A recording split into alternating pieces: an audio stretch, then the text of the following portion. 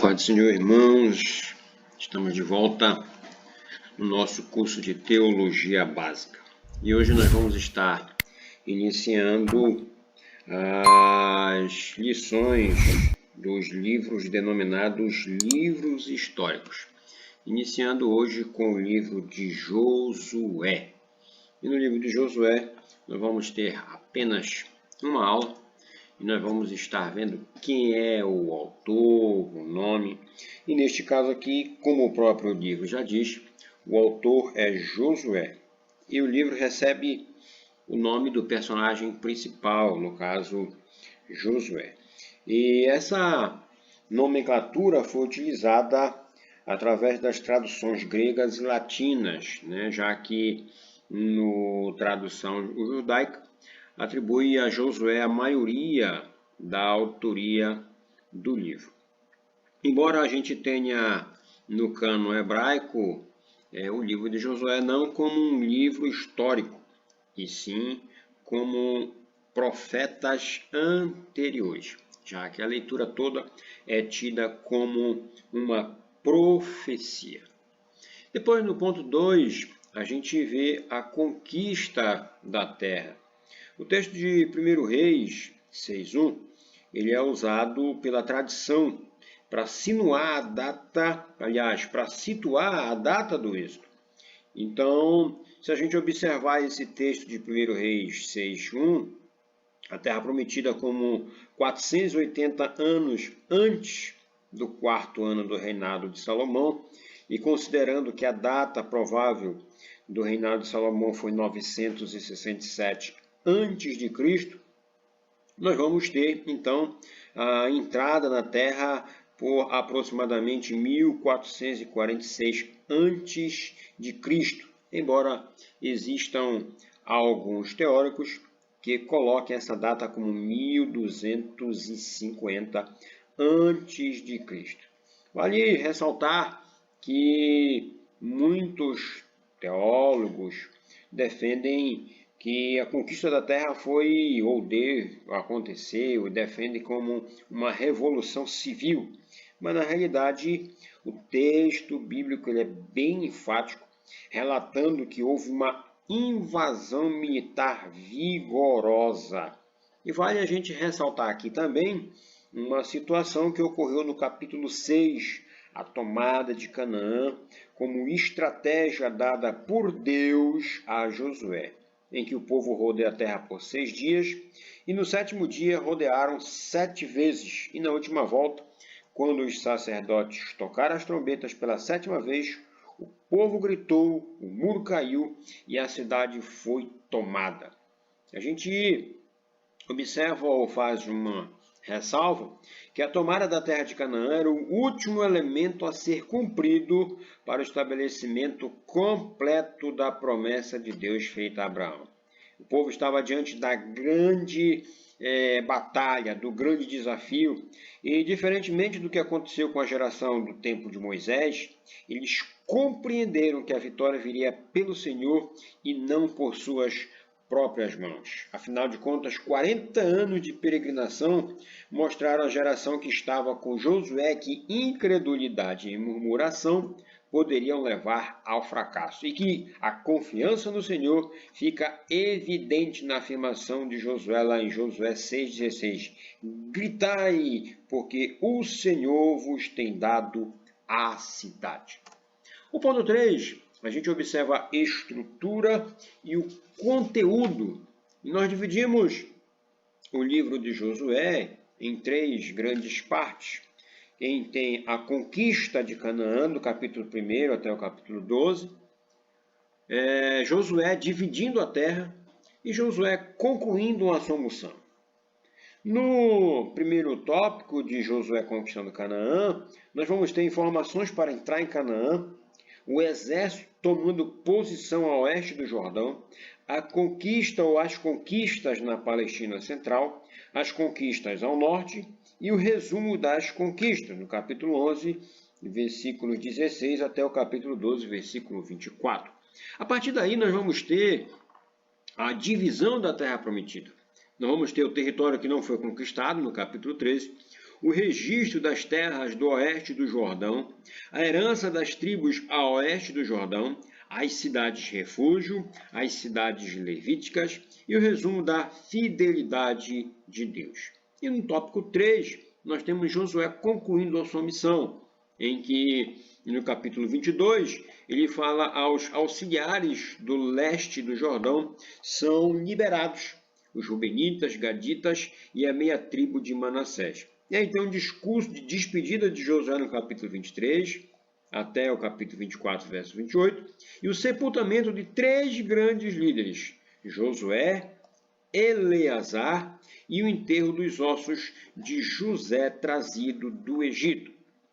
Aqui nós fizemos uma ressalva que 2 eventos que antecedem a tomada da terra de Canaã, que foram Raabe, a prostituta que acolheu os espias, e através daquele seu ato, sua família toda foi poupada, e a travessia do Rio Jordão de pés enxutos, embora não tenha sido uma travessia tão apoteótica como foi o Mar Vermelho, também a gente observa a intervenção de Deus.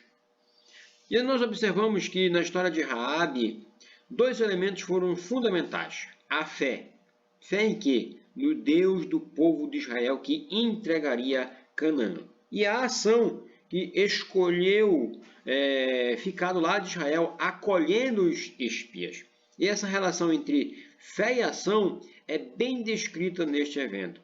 E o texto de Hebreus vai descrever que a ação ocorre por meio da fé. E o texto de Tiago propõe que a fé é responsável por gerar a ação, ou seja, fé e ação se complementam. Então você pode confirmar isso em Hebreus 11:31 na Galeria dos Heróis da Fé, em que aparece Raabe, e no texto de Tiago 2:25. Aí nós chegamos ao 4º item. Quem era Josué? Josué, na realidade, chamava-se Oséias, era filho de Num, da tribo de Efraim. Esse era o seu primeiro nome. Porém, Moisés recebeu Josué e trocou o seu nome. Aliás, recebeu como Oséias e trocou e passou a chamá-lo de Josué. Ele foi um dos 12 espias, né? Foi aquele que apareceu como servidor de Moisés, foi escolhido como general naquela primeira batalha contra os amalequitas de Êxodo 17, e ele esteve presente com Moisés em momentos tão importantes como a entrega da tábua, dos 10 mandamentos. Ele fora espiar a terra de Canaã e acabou tornando-se sucessor. Uma coisa interessante é que o nome hebraico de Josué é o mesmo que Jesus. Isso é um dado interessante. E aí nós temos como 5º item o chamado de Josué. No livro de Números, capítulo 27, no versículo 18, a gente tem a ordem do Senhor dizendo assim: Então disse o Senhor a Moisés: Toma a Josué, filho de Num, homem em quem há o Espírito, e impõe a tua mão sobre ele. E mais à frente, no texto de Deuteronômio 31, nos versos 6 até 8, encontramos mais uma descrição da sucessão dessa liderança de Moisés para Josué. Aqui nesses textos citados, Moisés se dirige a Josué e o apresenta à congregação. No texto do 1º capítulo do livro de Josué, é Deus quem se dirige a Josué. E a primeira ordem que Deus dá a Josué é que ele deveria passar o Jordão e conduzir o povo até a terra prometida. E a promessa era maravilhosa. Dizia: todo lugar que pisar a planta dos teus pés será teu. Ninguém te poderá resistir. Assim como Moisés firmou em Deuteronômio 31, 6, 8, agora o próprio Deus assegura a Josué que estará com ele, que jamais o deixará ou desamparará. Assim como foi com Moisés, será com Josué. A gente vê isso no capítulo 1, versículo 5. E a palavra de amparo vem acompanhada de uma exortação. Cuida em fazer conforme toda a lei. Não se afaste da tua boca o livro desta lei. E o segredo dessa liderança de Josué estava justamente em seguir a lei do Senhor. A obediência é o caminho para a prosperidade diante dele. E nós observamos que o chamado de Josué ele vai apresentar uma verdade irrefutável no que se refere à liderança instituída por Deus. A liderança aprovada por Deus somente se desenvolve em harmonia com a sua palavra. E isso é fundamental. E nós chegamos ao último dos itens, o discurso de Josué. Com o povo já estabelecido em paz quanto aos inimigos, a gente vai observar isso no capítulo 23, a partir do verso 1, sendo Josué já de idade avançada, e ele já sabia que seus dias já estavam se findando. Então ele reuniu todo o povo, os líderes, e faz um discurso. Assim como Moisés também fez um discurso às portas da entrada da terra prometida. O discurso de Josué vai iniciar trazendo à memória do povo aquilo que Deus havia feito às outras nações para que eles pudessem tomar posse da terra de Canaã. Logo após, ele exorta o povo a guardar tudo o que está escrito no livro da lei de Moisés e não se misturar com as outras nações. E esse ponto é interessante, porque Josué vai enfatizar que se o povo se misturasse às outras nações, o Senhor não expulsaria as nações no meio deles. Ao contrário, estas nações lhes serviriam de laço. A gente observa isso no capítulo 23, verso 13. E nós chegamos à conclusão que o livro de Josué é o registro do cumprimento da promessa feita a Abraão de uma grande nação, de uma terra. O sucessor de Moisés cumpre fielmente a tarefa que lhe fora confiada por Deus, como semelhantemente fez Moisés. E Josué se preocupa em instruir o povo quanto ao procedimento em relação à aliança estabelecida com o Senhor. É importante lembrar que, mesmo na terra prometida, se o povo não se manifestasse ou não se mantivesse fiel, eles iriam perecer pela desobediência. A promessa foi cumprida e agora o povo precisava se comportar como nação escolhida e povo separado do Senhor. Essa é a lição de hoje. Para amanhã nós temos o livro de Juízes. Um abraço, Deus abençoe. Até a próxima aula, querendo Deus.